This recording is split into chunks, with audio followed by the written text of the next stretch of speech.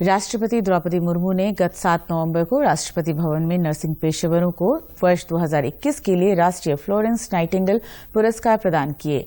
ये पुरस्कार नर्सों और नर्सिंग स्टाफ को उत्कृष्ट समाज सेवा के लिए दिए गए।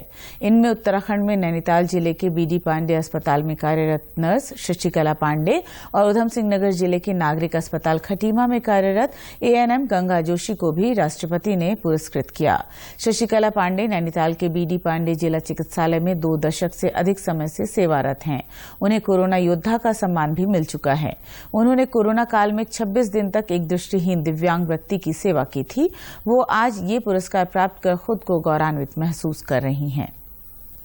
मुझे अस्पताल के सारे मरीजों की सेवा तथा अस्पताल की सफाई व्यवस्था व अपने कर्तव्यों का पालन करने के लिए मिली। इस बार मेरी पूरी सफाई में मुझे 25 लाख का इनाम मिला था मेरे पूरे हॉस्पिटल को, और मरीजों की सेवा करते हुए एक इंडोर वार्ड में एक अंधे व्यक्ति जो सारी नैनीताल उसको जानती है, जिनका नाम मोहनदा था, वो 26 दिन तक हमारे अस्पताल में भर्ती थे। उनकी मेरी पूरी सेवा दी गई थी मेरी ओर से। बहुत अच्छा। मैं अपने सम्मान के लिए सबसे पहले मैं अपने माता पिता को थैंक्स कहती हूँ, उसके बाद मैं अपने गुरुजनों को थैंक्स कहती हूँ, उसके बाद मेरे पूरे डिपार्टमेंट वालों को, सारे ऑफिसर्स को मैं। वहीं खटीमा के नागरिक चिकित्सालय में तैनात नर्स गंगा जोशी ने बताया, ये पुरस्कार उनको नर्सिंग के क्षेत्र में उत्कृष्ट सेवाओं के लिए दिया गया। गंगा जोशी ने कोरोना काल में मरीजों और क्वारंटीन किए गए लोगों की सेवा की थी।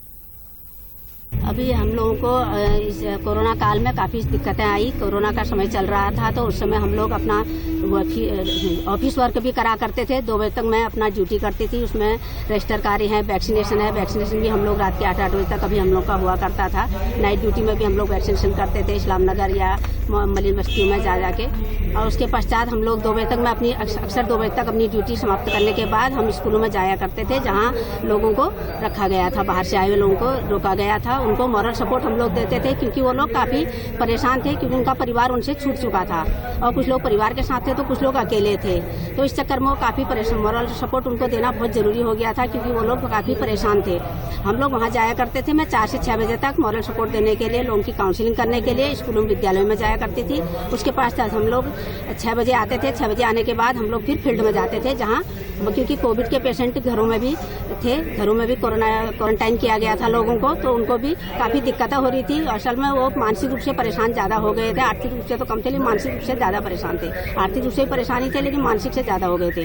तो उन लोगों को हम लोग मॉरल सपोर्ट देते थे, उन्हें समझाते थे, उनको बाहर से मिलते थे और आस पड़ोस वालों को बताते थे, आशा वर्करों को बताया करते थे कि आप लोग कम से कम सामान लाकर जो भी इनको आवश्यकता है फोन से इनसे बात करिए।